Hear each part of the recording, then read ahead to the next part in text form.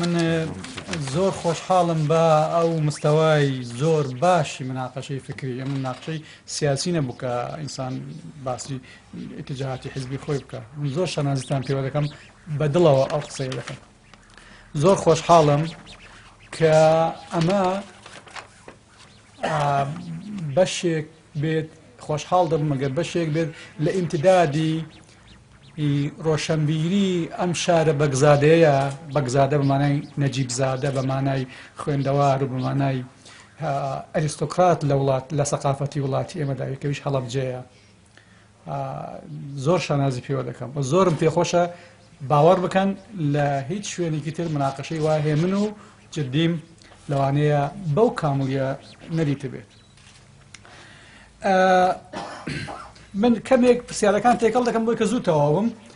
بەڵام من لە هەولێرەوە هاتووم و ئێوەش وەختی خۆتان تاقان کردەوە وڵاتەکەمان لە تەنگ و چەڵەمێکی گەورەدایە. ئەگەر تا قسەکان تەوا دەکەم تەنیا یەک نەفەر لێرە بمێنێ قسەکان مەکەم، زۆریشی درێژ دادڕی ناکەم. من زۆر خۆشحاڵم کە کەسانی وەکو مامۆستا عەبدوڕوحمان و مامۆستا کامل مامۆستاکانی تر کە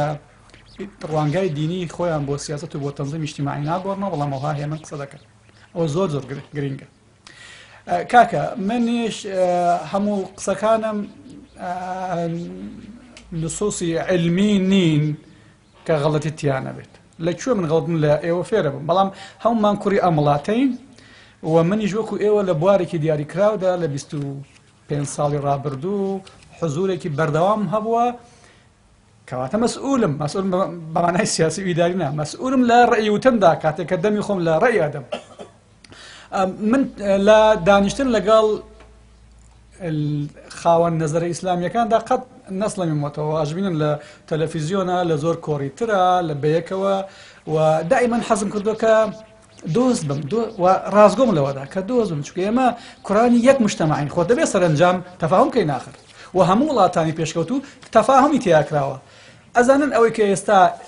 پێوتێت تەسامح، خۆ تەسامح چەمکێکی هی سەردەمیە، ئەوە یەکەوە لە منتەڵەقی جیاجیاوە زۆر لەوانەیە ئاسایی بێت، چونکە بەشەر لە بێت تەجروبەیەوە دەست پێ یەکا تەبیعەتی وایە و سەرنجام فێرە بێت تەفاهم دەکاوە و پێی دەگوترێت قۆناغی هی تەسامح. تەسامح پێویستە بۆ کۆمەڵگاکانی مەدەنی کە ئانەیە مەدەنی بژیان، ئانەیە پێشکەون، ئانەیە دیموکرات بن. دیموکراسی و مەدەنیەت و تەسامح بە مانای سڕینەوەی دین نییە. من پیاوێکی دینی نیم، حەزەکەم بزانم، بەڵام بە حەیاتم لە مناقەشانەکاندا زۆر سادقم و قەتیش کەلیمەیەک لای من نییە ئیهانەی دین تیاوە بێت. غەڵەتە ئینسان ئەگەر بۆشی بکرێت و ئەگەر لە وڵاتدا یەک نەفەر پێبریندار بێت ئیهانەی قەناعاتی مقدس بکات، حتی قەناعاتی سیاسیش. هەڵبەت قەناعاتی سیاسی مناقەشە دەکرێت کە غەڵەتیان ڕاستە وەکو ئایدۆلۆجیا، بەڵام من عەرەبی باشە زانم، بەڵام عەلامە نیم لە زمانی عەرەبیدا، لە دینەکە باش تێگەم بۆیە قسەکەم، بەڵام ڕوانگای خۆم هەیە. من پێم وان نەبووە و ئێستاش و لە داهاتوودا پێم وان نابێ ئەبێ ئێمە بۆ ئەوەی مەدەنی بین و یەکتر بخوێنەوە دین بسڕینەوە، ئەبەدەن وانە کێ دینی خۆی سڕیوەتەوە، ئەسڵەن چۆن ئەسڕێتەوە. ئەم کەسانی ئەم قسە ناکەن شتێک با بچن شتێک لە علمی ئیجتیماع فێر بن، مجتەمەعات چۆن دەژیان، چۆن دروست دەبن، چۆن پێش دەکەون، ئەسڵەن قەناعەت چۆن دروست دەبێت. ئەمە طبیعەتی بەشەر لەسەر مەحاکات و ڕاهاتن و فێربوون و ئیستیقرارە. ئەگەر نا شتێ بە ناوی کائینی بەشەری ناتوانێت بژیێ، وەکو ئۆرگانیزم، وەکو لەش ناتوانێت بەردەوام بێت. کەواتە پێشکەوتن بە مانای سڕینەوەی دین نییە. دیندارەکان ئەتوان دیموکرات بن، من دەتوانم دیموکرات بن. ئەوەی کەوا جابە بێمە سەر مەسەلەی شەنگان. من لەگەڵتان وازە حەب، من لە سەرۆک بارزانی نێزیکم، بە حکمی تاریخ و کاریشم، ئەزانم کار چۆن ڕوویداوە. ئەوە دوومەلا نەبوون کاکە. جارێ پێشی هەندێ شتێک بە ناوی سوپای کوردستانی خاوەنی عەقیدە و ئامادەکراو نەبوو. هێزی پێشمەرگەی پارتی و هێزی پێشمەرگەی یەکێتی هەبوون کە هەردوو هێز لە یەکەمین زەربەی قورسداین هیاریان کرد. خۆ نابێ شەرم بکەین، بەڵام زوو خۆمان گرتەوە، کورد زوو خۆی گرتەوە. کاکە من پێشمەرگە بوومە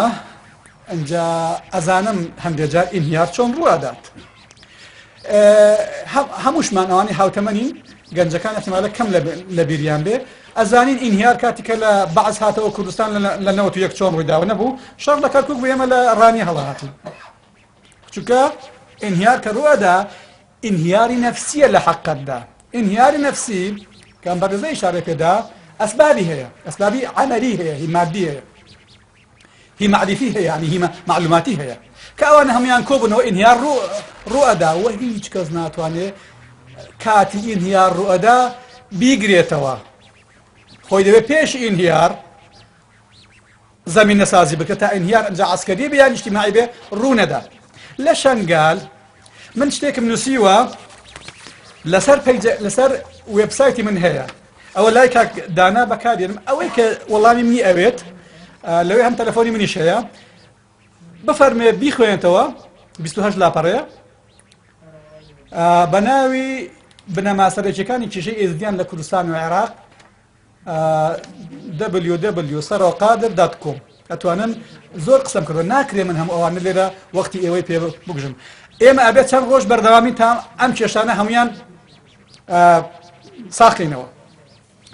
ئەم مەسەلەی فتوایە لە چیەوە هاتۆ کاکە ئێزیدیەکانی کوردستان بە درێژایی تاریخ بەدەستی کوردی موسڵمان چەوسەونەوە خۆ بەدەستی عەرەب نەچەوسەنەوە یەکەمین جارە ئێزیدی بەدەستی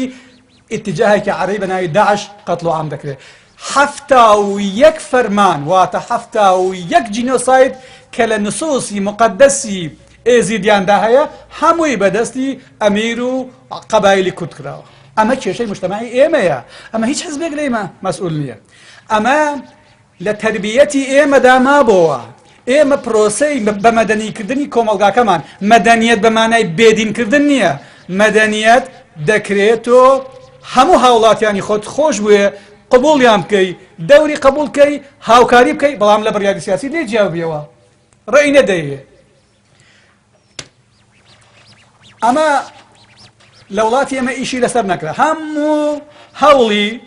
منافەسەی سیاسی ئەوە بوو قانون دانین هەمومان پێکەوە مسلمان و غیرە مسلمان کورد و غیرە کورد بەرابەرین دەی قانونەکە هەیە بەڵام چی بۆ کرا لە تەربیە چی بۆ کرا ئێوە لەم باشتر دەزانن ئەگەر لەم منتیقەیە کرێکاری ئێزیدی هەبوو بن و منیش لە هەولێر و دهۆک زۆر تێکەڵم هەموو عایلەکانی کوردستان ئێزیدی بە شەیتان پەرست دەزانن لە کاتەکە ئەبەدەن شەیتان پەرست نینە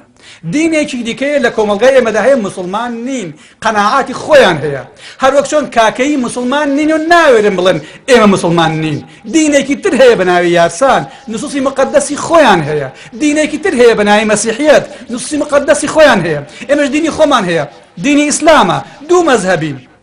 باشە ئەمە استقراری کردووە تەنیا کەشفکردن و یەکتر ناسین و یەکتر مراعاتی دەوێت کاکی من ئەو پێشمەرگەی کە بەم وەزعی پڕ لە گەندەڵی پێشی شەڕ کە لە هەیکەلی عەسکەری کوردستاندا هەبووە هەروەکو نەزهە وەکو سەیران ئەنێدران بۆ کەرکووک بۆ خانەقین بۆ شەنگال بۆ کوێ بوەستە بەڵام بەڕاستی ئەوانەی کەوا لە نزیکەوە ئاگان لێ بوو ترسێکی گەورە هەبوو کە ئەم وەزعی خراپی سیستەمی بەڕێوەبردنی پێشمەرگە ئینهیار تووشی کوردستانە کرد ئەم ئینهیارە لەکوێ هات خۆ من کاتێکە داعش پەلاماریدا داعش هەموو شتەکانی خۆیان لەسەر وێبسایتی خۆیان دانا من هەموویم ئێستا پێمە بەڵام وەخت ناگرێت لەسەر ئایپادەکەم هەیە هەموویم داناوە کە قساکرێت دەهێنمە پێش هەمووی 40 کەس نابن کە هاتن شەنگالیان گرت ژمارەی سیارەکانیان هەموویان داناوە ناگاتە 20 سیارە هیچ سیارێک لە 4 کەسی تیان نییە بە هەموویان دۆشکیان پێ نییە یعنی ئەو چەکەی کە دوایی لە ڕقەوە و لە تورکیا لە مووسڵەوە کۆیان کردەوە خۆ جارێ لەسەر شەنگال بەکارێن نییە نابوو ئەدی ئەو ئینهیارە چۆڕدا من ئەو قسەیە کە دەکەم کاکە مامۆستا عەبدوڕەحمان زیاتر لە 2 مانگ خەریکی دراسەیەکی مەیدانی بووم کە بە ڤیدیۆ هەمانە لە ئەنیستۆی تۆژینەوە گەشە پێدان لە ئێزیدی و لە غەیرە ئێزیدیان لە مەسئول و لە پێشمەرگە بەڵێ پێشمەرگە چوو بوون قەت نەیان دەزانی پەلامار ئەدرێن بۆ نەیان دەزانی ئەمە نەقسە جەیش کە ئاچی ئێستقارەکە ئەبێ بزانێ هەر کات لەوانەیە پەلامە بدێ من عسکەری نیم ناتوانم ئێستا بۆتان بگەرمەوە جەیش ئەبێت چۆن بێت بەس ئەمانە جارێ ئەزانن شنگال دابڕاوە لە پڕێکە پەلامار دران ئەزانین چۆن بووە من طبعاً حزبي منو سروكي مني وكو اتجاهي سياسية خو أبي كشفي كشونا أيش نتبخب ونبيك هاتم بونا أو داستانا ما داستاني سراي حزبينا كاك أسامة خويندويتي ويانا جويلي بوا لراستي دا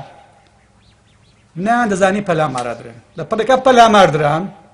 كاكا بيشمرقة بارتي وغير بارتي ديني خوي بين ملتي خوي باشترا وهميشه إنساني مجتمعاتي مؤمن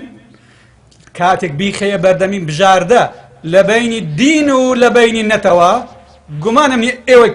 ليرش دانشتنا اگه تاكو ثلاثة تيابي دينك بيشينا نتوى هل بجار دين مسألة حساسة حساسية الدين بيوندي بوجود إنسان ودي بيقر بيخي مع ذلك أما أنا تلفوني أنكدو بالله تلفوني أنكدو لبو كسكاري خويان أما لا مقصرني بليت شيء ملاك آمد نكره وهذا شيء نبيني وكشتاي نبيني ولا بدك تلفون بوكا لو أنا بدربيس فيه لا سرجيو به إما توانا بيركنا وانا بو شكل يقلو ملانا بكين أدي أم تربية كبدر جاي تاريخية مرسل إزديانها بو طبعا بيدل أجر بكوجري ناتشة باشتي كافية دوسية ملا طبعا زور بنا ها لما تختارني خوان لها وليش تلفون كراوا خويا شكل ما مستكاني يعني فيديو هي الله من عكسي أو ملا نقص كم رجوع هي شن كسيك تلفون بو كان لبيش مرجو بيان ضم مقاومة بكن أوش هبوا بزوي كبوبا عاملي أو كمقاومة كان طبعا أنجا فسادي لبسراواني عسكريج لشنغال بلي نوسيما قربان تو جا أما بو جنابت بجد يلم إن شاء الله غير خنتوا دوايش قساكين لبو شنغال بارتر خانكرا أو بدرجاي أم صلاني أخير مسؤولين إداري وعسكري خواردو يانا أقل لهولير ولا سليماني ستا بنجاي بخون كمن خاطرم قرتن لشنغال ستا نوتونو نيوي دخون شو كبا بكافر ينزان زين كارساتي كي باشكوتن للشار ولا جندكاني منطقي إيزيديان متابعة لشنغال هبوا أزان أردوغاي زور جوريان هي وكو أمزرايان وحلوجين نوي يجي يزيدي سندينيا نان داوني إهانة لو زيادة هيا وكسباسي نكردوها انجا سياستي شرح حزبياتي بو أقليات مأساتي بدو أخوي ده هنا حقيقة دبي دابين بك تشوف الدنيا اللي ما قبلناكات ومكونك بشكل أبد دنگ بدن أم دوشتا واقعك إما بيان خويني والله شيء كني إما بيان دياك ده كين شيء ردنس بيان به شيء قائديان به انجا كاتك من مسؤولي لقم مسؤول ناوچام مسؤولي مالبندم من نوكريكي خوم دياريكم كأواب أي كم أندام برلمان دبتا وزير دبتا نري إزيديو مسيحي وكاكيا دي أوروبا دي جرن مديتوا بلام لكردواري ألين حشتر بشي كربشي ببغداد نبتا حشتر مأساة من نسيمة بلي ملا مقصرنين سيستم مقصرة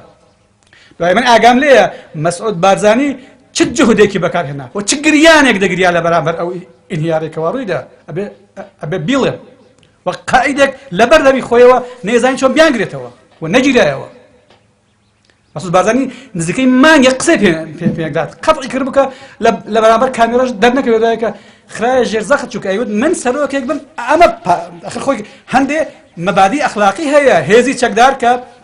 منطقيك دفارزه دشكي بلام خود بها هواتي كان تيب جاني بلا برون او يكلا مخمور كردمان او يكلا شارك عندك كرا اي بولا شارك عندي هم شارك جيرا يك شوين قتلوا عمنك يزيدي شي ليبونو مسيحي شي ليبونو كاكاي شي ليبونو مسلمان شي ليبونو منيا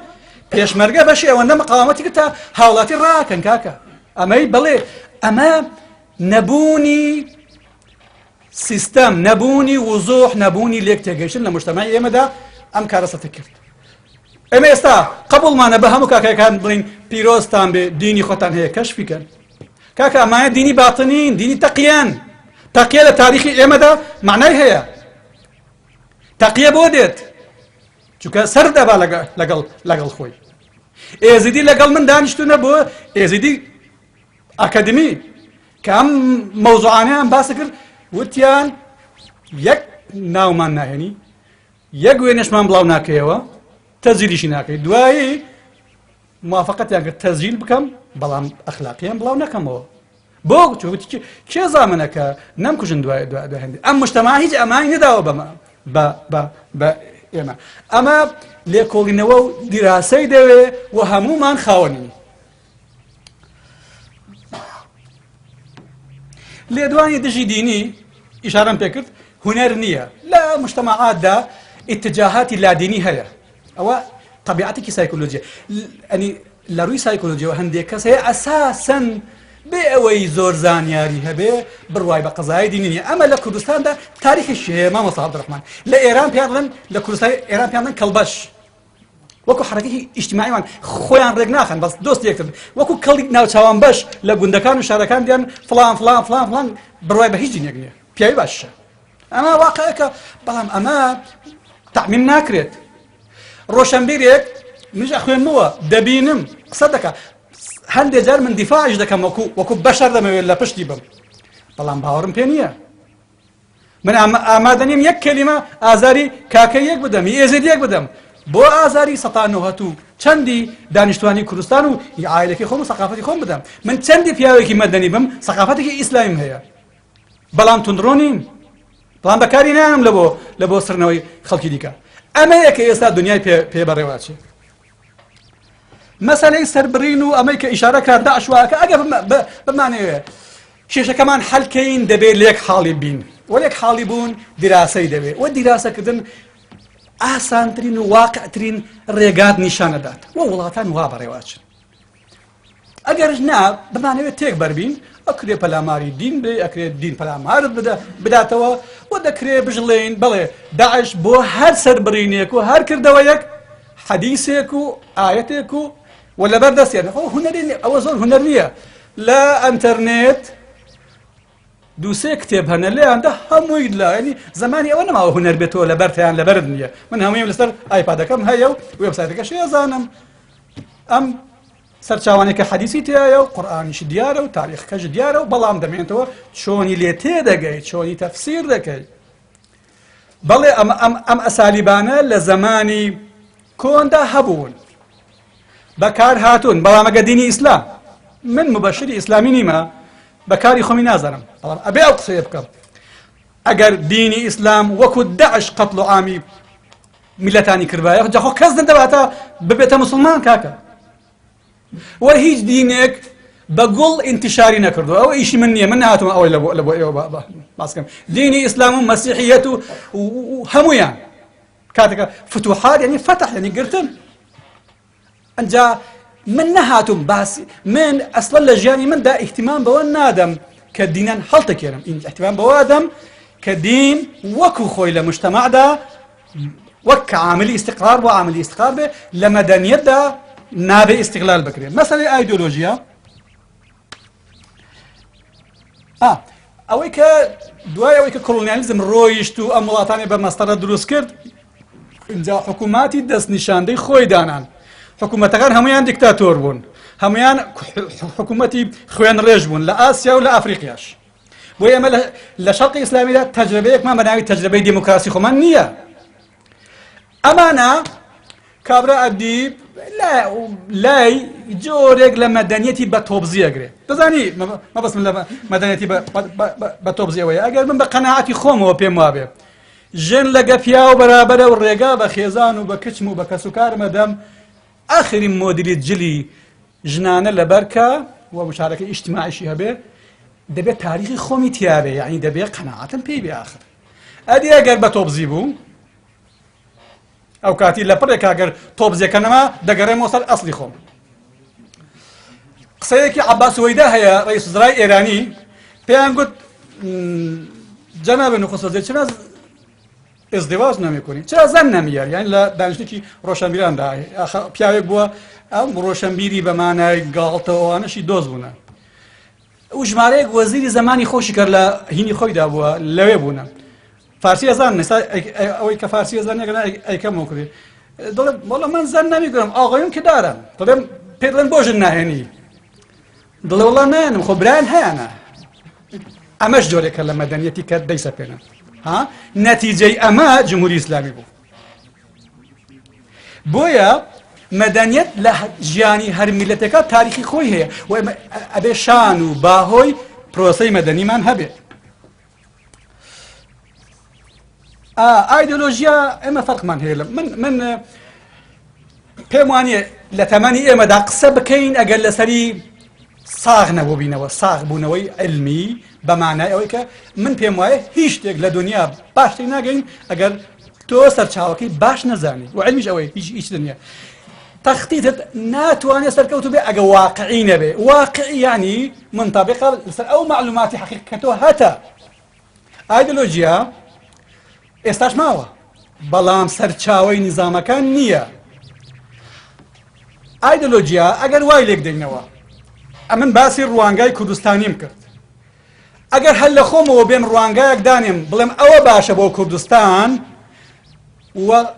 ئیجماعی لەسەر نەبێ بیسەپێنم ئەبێتە ئایدۆلۆژیا و کۆتاییم بە مەئساد دێ وەکو مەشروعی وحدەی عەرەبی لە لای ناسر و لای سەدام حوسێن وانیا بەس ئەگەر بێت و باش دراسە بکرێم مثلا کە ئەڵێ فلان استراتیجی سەرکەوتووە لە ئەزان لەکوێوە دێ لەوەی کە ئەم میلەتە بەرژەوەندەکانی خۆی بەدووادا ئەگەڕێت دراسەیەکە لەکوێ هەیە دەیان نووسێ چۆن دەیپارێزم دیار دەکەوێت لەوێدا کە استراتیژی هاوبەشە بوو میلەت بوونی خۆی لەوێدا دەبێنەوە و هێزە سیاسیەکان پێوە پابەند دەبن با ڕوانگەیان جیاوازش بێت مەئساتی ئایدۆلۆژیەوەیە ئەگەر کۆتایی بە کارەسات هات یعنی کەڵکی نییە ئایدۆلۆژیا بە مەفهومی قەرنی بیستم مامۆستا کامیل ئەوەیە کە کۆمەڵێ منەزیر دانیشن بڕیاردەن کەتەلۆگێک دادەنێن بێ ئەوەی هەمووی لەگەڵ واقعی ئیجتیماعی بگونجێ مجتەمع ناچارەکەن بۆی خزوعکە ئەنجا کە مجتەمع ناچار کرد خزوعکە تووشی سەر لێ شێوان و زیاع ئەبێ نەفەرێک ئێمە کوڕ و کچمان هەنا لە ماڵەوە سەروەشێنێکە تەربیەمەکە بەس لێیدا ئەبینین سەرنجام کوڕێکی برا سایکۆلۆجیستە ئەزانێت چه ئینسانێکی مشەوەهی لێ دەرەچێ هەموو قاتیل و منحەریف و نەزان و تەپەسەرەکان نەتیجەی پەروەردەی غەڵەت ئایدۆلۆژیا ئەم قەفەزەیە کە میلەتان دووچاری کێشاکات بەڵام ئەگە ئایدۆلۆژیا والێک دەینەوە کە دراسەی معقولی بەرژەوەندیەکان و ڕێگای دەرچوون لە کێشەکان بکەین ئەمە پێی ناگوترێ ئایدۆلۆژیای قەرنی بیستم ئەگە پێڵێن ئایدۆلۆژیای ئەم زەمانە من مانام نییە لەوەدا من حساسیت لەگەڵ کەلیمەکە نییە مەسەلەی ئیمپراتۆری عوسمانی باسەکان زۆر نامەوێت هەمووی بڕم عوسمانیەت کاری باشی زۆرە فەرقی بینی ئیمپراتۆریە عوسمانی لە حکمی ئیسلامیدا و ئیمپراتۆریەی قاجار لە حکمی ئێرانیدا کە هەر مسلمان بوونە بە دوو مەزهەبی جیا زۆر جیاوازە لە ئیمپراتۆریەی ئەمەوی و هی عەباسی ئەم دوانەکەی تریان بەنسبەی جیاجیا ملتەزیم بوون بەم سەقافەتی بەدووی تند و لەگەڵ یەکتر بەکاریشە هێنا ئەمەوی وەچەی پێغەمبەری ئیسلامیان کۆتایی پێهێنا وایان لێکردن کە ئەوەی ماویشە بڕوات پەرت و بڵاوێ بە وڵاتانی غەیرە موسڵماندا خۆیان بشارنەوە ئەم تڕوقی جیاجیای عەلەویەت و مەزاهبی گچکە کە لە وڵاتاندا زۆرن لەوە دروست بووە نامەوێت شترم هەیە بەس نامەوێت مەشاعیری هیچ مەزهەبێک بریندارکەم بەڵام لە عوسمانیدا ڕێگەدرا میلەتان و هەتا تەسەووف و دینەکان جۆرێک لە نەفەسێکیان هەبێت نەگلەوە بەکاریشە هێنان لە سیستەمی ئیداریدا تامان ئەوە ئەگەر ئەوە نەبایە چۆن مەلا ئیدریسی بایەزیدی ئەیتوانی ئەم تەحالوفە دروستکا کە ئیمارەتەکانی کوردی لەسەر دروست بوو لە ئێراندا هەروە لە ئێراندا سەرباری توندوتیژی هەبووە بەڵام جا پرسیاری من ئەوەیە چه فەرق هەیە لە بینی ئیسلامی عوسمانی و ئیسلامی ئێرانی و ئیسلامی جەزیرەی عەرەبی بۆ ڕەفتارەکان جیاوازن بەڵام نصوصی مقدس لە هەمووان سابتە کەواتە دەکرێت نصوص وەکو خۆی بێ هەر کۆمەلگایە و هەر سەقافەتە بە پێی بەرژەوەندیەکانی خۆی تەعامل لەگەڵ دی بکە و دین دەگونجێنێ لەگەڵ بەردەوامی ژیان. کۆمەلگای ئێمە ڕوانگەی تا ئێستا دیار نییە. وە چێ ڕوانگە دروست دەکەن؟ ڕۆشنبیران، نخبەی سیاسی و ئەکەدمیسیەنەکان لەم زەمانەدا ئیشی ئەوانە، ئیشی جادە نییە. وەگەوەی تۆ لە هەڵەبجەکان پرسی چۆن شارەکەت ئاوادانکەمەوە نازانێ ئەڵێ ئاوادانم کەوە. لە نەخۆشێک پرسی چۆن چاکت کەمەوە ئیشی دکتۆرە کاکامە. کەواتە ئەمە نەقسێکە هەمانە تەواو نەبووە، ئەبێ زەختی لێ بکەین دروست بێت. ئەبێر بەرژەوەندی کوردستان دیار بێ لەکوێ و کوێ ئەبەزێندرێ، لەکوێ تەنگاو دەبین، لەکوێ ناو دەچین، بۆ ئەوەی هیچ کەس نەتوانێت بیبەزێنێ، هیچ کەس نەتوانێت یاری پێ بکە بەرژەوەندی حیزبی نەبتە مبەڕر بۆ بەزاندنی بەرژەوەندی وڵات.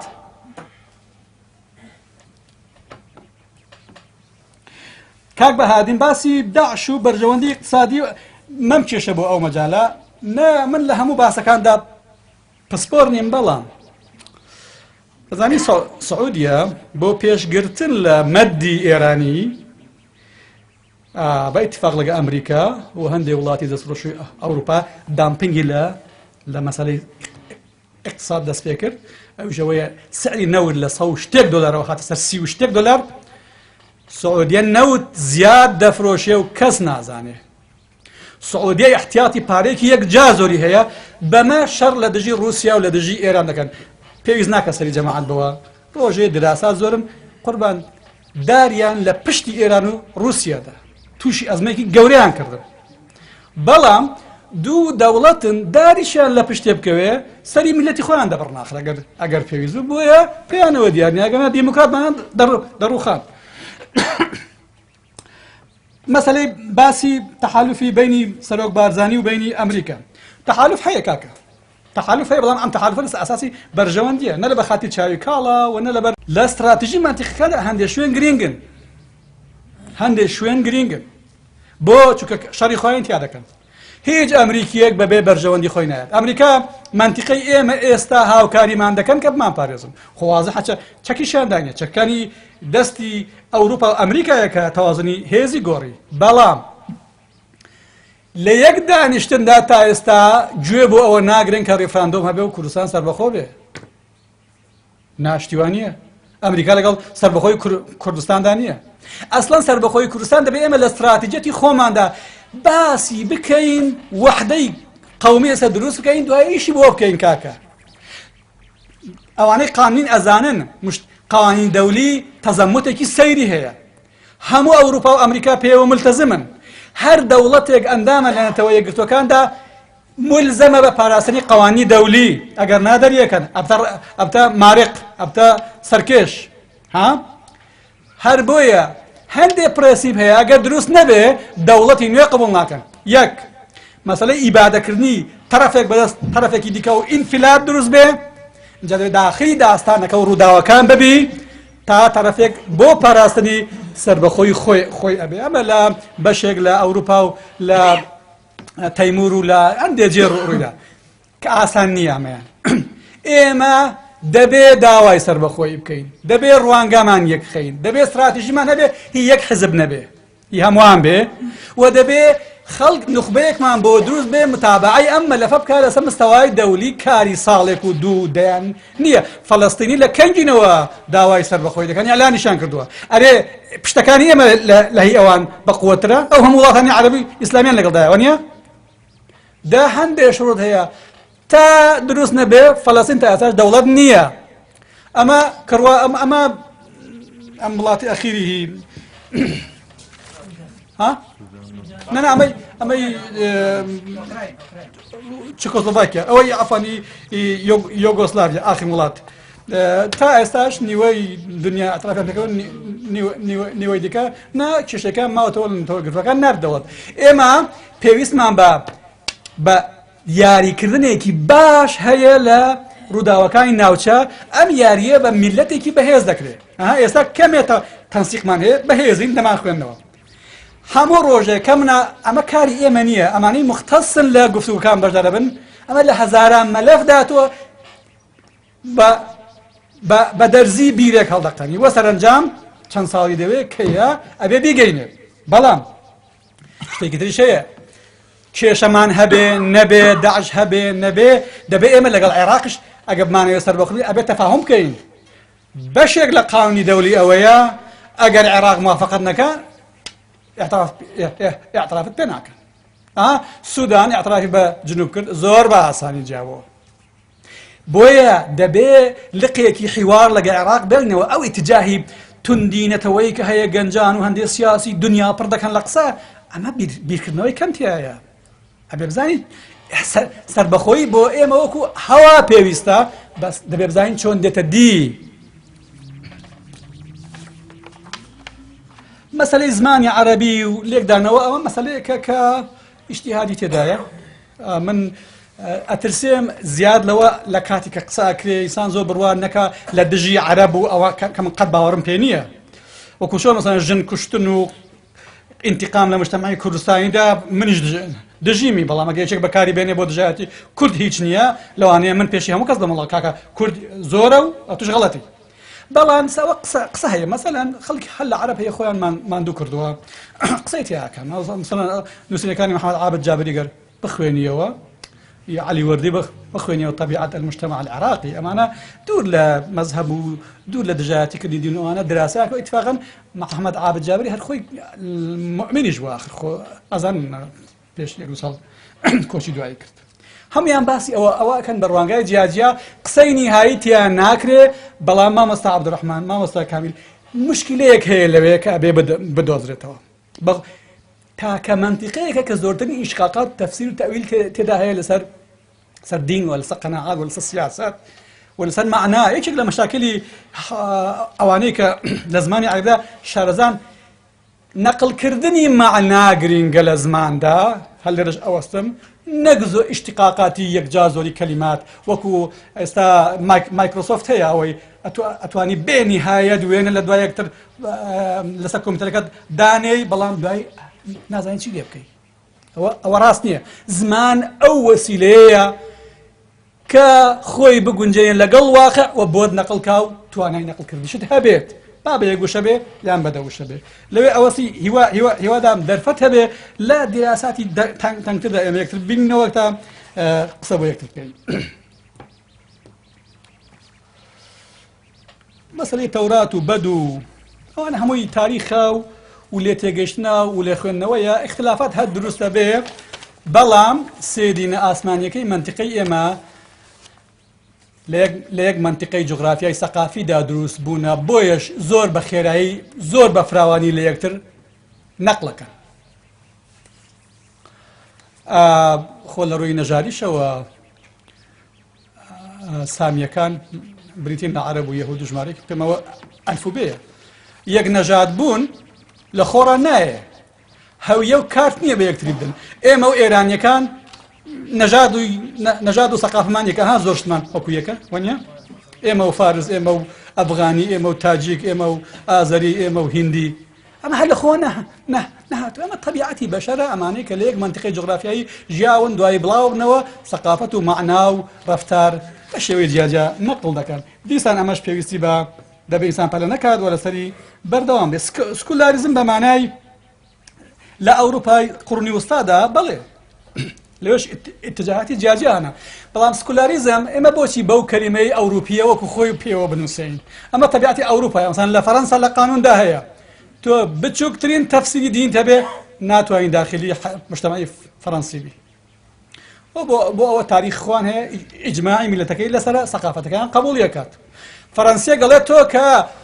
عبایەکت بە خۆ دەداوە بەشەر ئەبێ هەویەی دیار بێ گەنا خەتەرە لەسەر مجتەماع تۆ کە هەموو داپۆشتە من بزانم تۆ کێی لە نقاتی تەفتیش و زانین و تەفاعلی اجتماعی ناخوێندرێەوە ڕاست چکە ها ئەمە تەفسیری فەرەنسیەکە ئەبێ ژن سەری ڕوود بێت پیاویش هەروە ئەگەر بێ من نابناسم و هەڕەشەی بۆ مجتەمەعی ئێمە لە تاریخی فەرەنسادا شتێ بە ناوی عەبا و بە ناوی شێوەکانی دیکەی خۆداپۆشینی ژن نییە کە منتیقیە مناقەشەکە دیفاعی لێ دەکات بەڵام هەمان شت لە تورکیا ساڵیانی ساڵ تەنفیز کرا و سەرنجام مجتەمەعی تورکی قبولی نەکرد و گۆڕی وەنیا کەواتە مەجالی قسە هەیە گرنگەوەیە مەدەنی بین لەسەر مەدەنیەت هەر مجتەمەعە ئەتوانێت بە پێی سەقافەتی خۆی تەفاهم بکات و تەفاهم گرنگە نەکە لێ فێربوونی خەڵکانی دیکە مەسەلەی لا دینی ئەمە ئیتجاهاتە لە مجتەمەعەوە ئیشارە بکرد ئەتوانێ هەبێ و من دیفاعیان لێ یەکەم کە حەقی خۆیانە قسەی خۆیان بکەن وەکو هەر مومینێکیش بەڵام من پێم وانییە کەسانی تەکبیرکاری ئیجتیماعی لەم تیپانە بن تۆ مومنی هەموو فەرایزی دینیەکە وانییە من لەگەڵ مناقەشە و کاری شەکەم زۆربەی فەریزەکە هەر ناشکە و تەحملی مەسری خۆم دەکەم تۆ تەردم ناکەی تۆ من بە ئینسان نەزانی بەڵام ئەڵێی ستایلی ژیانی تۆ سەرەوە قادر قبوڵم نییە حەق خۆت منیشی تۆم هەمووی قبوڵ نییە بەڵام لە یەک وڵات لە یەک شار لە یەک کارخانیان لە یەک زانکۆبەیەکەوە دەرس بخۆین و دەرسەڵینەوە یەکتر تەرد ناکەین ئەمە گرینگە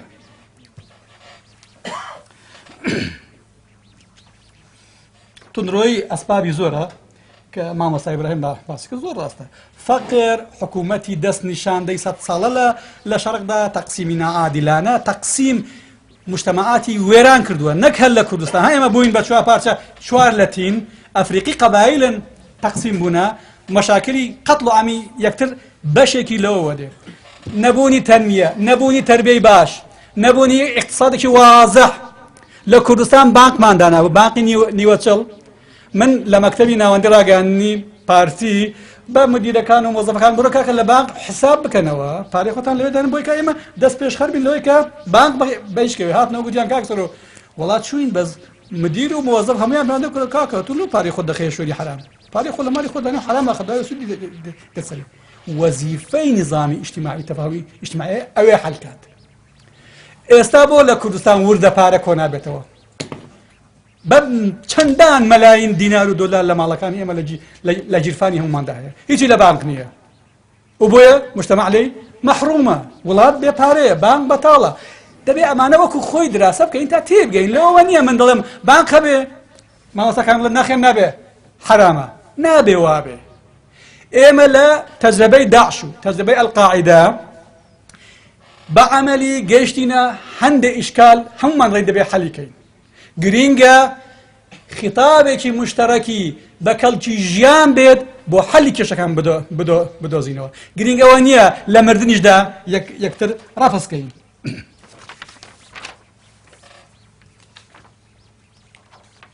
مەسەلەی حەربی نەفسی لە داعشدا طبعا من هەموو شتێکی داعشم باس ناکرێت داعش بەم پەیوەندیەکانی کە لە دنیادا گەلێک ئاسان بۆ ئیستیفادێکی زۆر زاڵمانەی لێ دەکەن ئەوان ئەگەر جاران ڕێکخراوێک پێویستی بەوە بکە هاتوچۆ هەبێ و سڕ پارێزن ئێستا ئازان لە ڕێگەی ئەنتەرنێت و لە ڕێگەی پەیجەکان و ڕێگەی ئەو ئیمکاناتی کە هەمومان هەمانە زۆر بە ئاسانی پەیوەندی ئەکرێ نەک پەیوەندی ئەکرێ خەڵکیش پەروەردەکەن یعنی ئەوە ئەکید دیوتانە یەک پرسیار کابرایەکی ئەوروپیانە هەڵەبجەی یان ڕانیەی یان هەولێری بیکات لە موقعێک یەک دنیا فایل و ڤیدیۆ و پرسیار و ئیمێلی بۆ دێت و ڕایەکێشن بۆ مەواقعی خۆیان ئەگەر ئەم کەسە حەزی تونڕەوی تیا بێ ڕایەکێشن ئەوەی کەڵێن خەڵکی داعشمان گرتووە مەقایسی ئیسلامی تیانە زۆر ڕاستە خۆ دەخۆنەوە کە خواردنەوە حرامە لە دینی ئیسلامدا و قەزایای جنسش ئەزان چیەکەن ئەم دوو محەڕەماتی ئەسلین لە ئەخلاقی ئیسلامیدا دەشیکەن و لێشان قبوڵ دەکەن بۆ مقاتلیان دەوێن کاکەوان ئەوێ مەشروع سیاسیەکەیە داعش مەشروعێکی سیاسیە داعش هیچ مستەقبەلی نییە داعش شارێک ناتوانێت بەردەوام بێ بە سیستەمی داعشی ها ڕەقە و مووسڵ کۆتاییان هات شارێک تۆ بێ شەنگالی وێرانی کەی ئەمە چ پرۆژەیەکە دەیقەی ناکاتەوە بیکەی بە مسلمان بەس بۆ قەتڵ و عامیەکەی کەواتە داعش کۆتایی دێ بەڵام درەنگ کۆتایی دێ هەر وەک فاشیزم کۆتایی هات درەنگ کۆتایی هات بەعس کۆتایی هات بەڵام درەنگ کۆتایی هات بۆیە مەسەلەی حەربی نەفسیش بەکاری دێن بڵێ و یەکێک لە زۆر گوتراوە یەکێک لە نەشارەزایەکانی مجتەمەعی ئێمە و خوێندەوارانی ئێمە و هاوڵاتیانی ئێمە ئەوە بوو کە بوونە بەشێک لە مەکینە و لە ماشینی حەربی نەفسی داعش من بینیومە ئێستا ینی هەندێک سوورە هەیە قەت لە بیرم ناچێتەوە پێشمەرگەیەکی قارەمان لەم منتیقەی گەرمیان لە کونێکەوە دەیەوێت تەقە بکات لە پڕێکا لە کونەکەەوە گولەیەک بە چاوی کەوت طبعا بە چاوی منیش کە ئەسوڕێن ئەمە لە پەیجێکدانراوە داعش وەریان گرت جاڵێن بە هەموو تقوسی بەکارهێناینێ ئەڵێن ئەواتان لێەکەین و کافیە کە سوکاری ببینێ کافیە شاری ببینێ من پێم متاسر بووم جا ئەووای دیکە کە هەموو کە نابڕێتەوە کاچی من و لە حەقەتدا ئێمە بمان هەیهی ئەوان تەماشاکەین بەڵام ئەگەر واعیبین نابێ شەیری بکەین نابێ بیگوازینەوە ئەبێ وەکو کتێبێک ئەی خوێنیەوە خوێندنەوەی خۆت لەسەر ئەم ڕەفتارە بێ لە قسەی ئەوهادا بێڵێەوە کاتێکە ئەتوانی سەیری بکەی لای خۆت کە دیراست هەبوو ئەتوانی لە دیراسەکە بۆ خەڵکی محدود نیشانی بدەیت و قسەی خۆت بکەیت بۆیە بەڵێ ئێمە تا ئێستاش کەم بۆ تۆڵام تا ئێستاش لە حربی سایکۆلۆژی داعش و بەعس بەیەکەوە هاوکاری کاکە ئوسامە مەسەلەی تەساهول لەگە ئیسلامیان من قەت بە دژمنی هیچ هاوڵاتێکی خۆم نیمە ئەمەم بە سەد قەواڵێ نازانم لێرە ماوە ئەحماوە من لە ساڵی 98 ڤیدیۆکە لەسەر نازانم لەسەر قەول بوو لەسەر یوتیوبش لە موقعەکەی من دانین من لەگەڵ تەلەڤیزیۆنی ئیسلام تەلەڤیزیۆنی بزوتنەوەی ئیسلامی لەگەڵ کاک ئیکرام کەریم ئەندامی مەکتەبی سیاسی ئەو مقابلەیە ئەو کات لەو مەحدودا دەنگی دایە چکە من وتیان وەرە مناقەشە وتم دێن و ئەو مناقەشە لە تاریخی ئیسلامدا هەیەوە نیە و زۆر جار یەکتریشان قبول کردووە و زۆر جاریش حەلی لەسەر دروست بووە وتم دێم کاکە لەو حەدەی کە پێتان بڵێم ئێوە حەق نین لەو حەدەدا کەس لەوانەیە کە لەگەڵم هاتنە ناو ستۆدیۆی تەلەڤیزیۆنی ئیسلام لێرە نینە تۆ لێوەی جەبهە بوو جەبهە یعنی من کە چووم ئەو کاتی بوو کە گەرمەی ئەوە بوو کە بزوتنەوەی یەکبوونی ئیسلامی ببن بە ساڕۆڵڵا بەشێکی زۆر ببن بە ئەنسار ئیسلام و تەقینەوە و کوشتەکانیان لە هەولێر لە شوێنەکانی دیکەدا هەبوو توندی لە ئەو پەڕی خۆیدا بوو و من خوێنم حەڵال کرابوو و ئازادە ڕوتمان لێرە کە باس یەکەم هیوادارم کەس نەقڵی نەکات چکە قەت ئەوەم باز نەکردو و قەت شانازشی پێوە ناکەم چکەوە نەتیجەی خلافاتە گوتم دێم تاوان گفتوگۆی لەسەر کرا دەبێ من بە سەلامەتی بگەڕێمەوە لە ناو هەولێر ژان بەڵام سەرباری هەندێش ئەو حیمانەی منیان دەپاراست و خەڵکی تریش هاتن ناو ستۆدیۆ و لە مەکتەبی سیاسی بزوتنەوەی ئیسلامی ئەوانی ژمارەیەک چەکدار هێنا ئێمە مناقەشەمان دەکرد ژمارەیەک چەکدار دەست لەسەر تفەنگ لە ناو ستۆدیۆ ڕاوەستا بوو من لەوێوە دەستم پێ کردووە و لەوێ ئەوەی کە لە بیرم نەبوو ئەمزانی بچووکترین هەڵا احتیمالە هەمومان لە ژوورەکەدا بکوژرین لە بەردەمی کامێرە و احتیمالەکەی منیش سەریگرت کە لەوانێت تەفاهمێکی باش بکەین دوای عەلی باپیر گوتی وەڵاهی دۆڕانمان بریا ئیکراممان نەنار ئەچەت خۆ دووەرە خۆ حیوار و مناقەشە عەیب نییە دوای من قەت کەڵەشێ دیم دەیبەمەوە ئەگەر ناحەق بم دەیدۆڕێنین کاکە مەبەستم ئەوە لەوێوە دەستمان پێکرد و لەوێ کەلیمەیەکی منیتیانە کە پەلاماری ئیسلام و پەلاماری حزبێک بدەم یعنی ئەمە ئەبێ بڕوات پێبێ کاکە ئەگەر بتەوێت بە ئیسلامیەک بە قەومیەک هەتا بە فاشیەکی بەعسی بتەوێت بیخەیە حیوار یان پارتیەک یەکێتیەک ئەبێ صادق بی و ئینسان لە دموچاوی یەکتر لە کەلامی یەکتر لە ڕەفتاری یەکتر لە ئەدلە و ئامانجی کە دایەنێ صدق خۆی دەرەخاتەوە یەکێک لە سەرەکانی حیوارە لە بینی مخالیفەکاندا و من نابێت لەوە بترسێن من پێشی ئێستا گوتومە بەر لە 2 ساڵ خۆشحاڵم کە دوای 20 ساڵ تەفاهم لە بینی ئیتیجاهی تندرۆی ئیسلامی لە کوردستاندا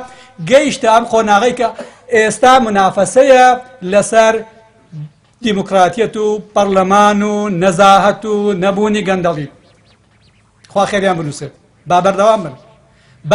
با باشترین دیموکراتی ئەم وڵاتە بن بە قەناعەتی مەحافزەکەرانی خۆیان نەکوفرە نەخەتەرە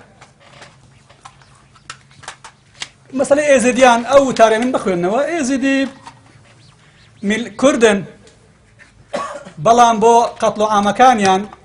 ئەوان دینی خۆیان پێ لە میلەتی خۆیان گرنگترە دەزانی بۆچی ژمارەیەک لە ئێزیدیان گوتیان ئامادەین ببین بە عەرەب زەختی تعریب هەبوو بەڵام بە درێژایی تاریخ وحزب عەز تەکتیکی بەکارهێنا بوو یەک ئێزیدیان نەکوشت لەسەر ئەوەی کە ئێزیدینە. ئەڵبەت هەندێک بەر ئەنفال کەوتن لەگەڵ گوندشتیەوە. ئەوە وای کرد ئیتجاهێک پەیدا ببێ بڵێن ئێمە عەرەبین لە ئەیزەدیەوە کە هەمووتان زانین لە خوداییەوە خۆیان کردە یەزیدی کوڕی مەعاویە. لە کاتێکدا جەزری پەیدابوونی دین ئەوە المەجالس بالئەمان لە هیچ شوێنێک بڵاو ناکەتەوە هیوادە ئەسلەن ئەساسی پەیدابوونی ئێزیدیات شێخ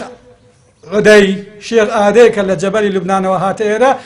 ڕیشەیان بگێڕەوە حرەکەتێکی عەلەویە لە ئێرانەوە هاتبوون. بەڵام تەتویری کرد هەروەکو چۆن ئێمە هەتا ئێستا وای هاتووە هەندە خاتری یەکتر ئەگرین و ڕیشی یەکتر ماچەکەین حقیقەت تاریخیش ناوێرین بەیەکتری بڵێن وەوەلیان کەم ناکاتەوە کاکەی شەروە. بۆیە ئێمە ئەبێ کوردن ئەگەر ئێکێ گوتی من کورد نیم ئەجا خۆکە کەیف خۆیت حەق خۆیت. کاتێکەوە مەساتیان بەسەردێ خۆ لە تەلەڤیزیۆنی ژمارەیەکیان لە تەلەڤیزیۆنی پەکەکە دەرەچوون ئەیوت ما کوردستان ژنی سادقن طبعا حقیقەتە ما کوردستان چی بۆ مەکرد حکوومەتی کوردستان چی بۆ مەکرد کوردا چی بۆ مەکرد یعنی دیقەدێ ئەمانە لە کاتێکە ڕایان دەکرد بە کوردستانی سوێدە کەواتە کاتێک کوردی مسلمان بە ناوی مسلمانێتی ئێزیدی بکوژێ وەک پاشای کۆرە میر بێنێ لە گەلی تەنیشت ماڵەکەی خۆی هەڵی واسێ و ئێستا ناوی گەلی عەلی بەک بێ بەترسەوە ژێن کاکە تەواو ئێستاکە بڵێ مەسەلەی ئەوەی کە سەرۆک بارزانانی وتوێتی ئەزانین ئەم هجوومەی کەوا کرا ئەسبابی سیاسی هەیە هیچ ئایدۆلۆژی نیە و دیاریشە وازەحە. من دەیڵێم هەندێکی دەستی قەتەری تایە زەختی ئێرانی لەسەر قەتەر هەبووە دۆستایەتی نێوان قەتەر و ئێران بەناوبانگە هەندێک ئەوساتی سعودیەشی تیا بوون دەستی تورکیاشی تیا بوو بۆی کە زمانی کورد کەمکەنەوە لە مەسەلەی سەر بەخۆیی. ئەمەیان وارێک خرابوو کە یەک کشماتمان لێ بکەن وەک شەترنج یعنی هەموو کوردستانیان وەک شنگال لێ دەکرد ئەگەر خۆبان نەگربایەوە هەولێریان گربایە وەک شنگال لێ دەکرد وەگە هەولێر گیرابایە برادەرێکی سەرکردایەتی یەکێتی ئەو مناقەشەمان بەیەکەوە دەکرد وتی هەفتەیەک سلێمانیش وای لەداهات وەکو کۆڕەوەکەی کە ڕوویدا کاکە هیوادارم ئەومان توش نەبێ. زۆر سپاسان دەکەم کە گوێتان بۆ گرتم زۆرم قسە کرد بەڵام باسەکە جددیە مەسیریە جارێکی تر سوپاسی هەمووتان دەکەم داوای لێبرن لە هەر کەسێکم کە ئەگەر بە قسەیەکی من مەشاعری بریندار بێ هەدەفتان یا تەفاهم و هیچی دیکە نییە.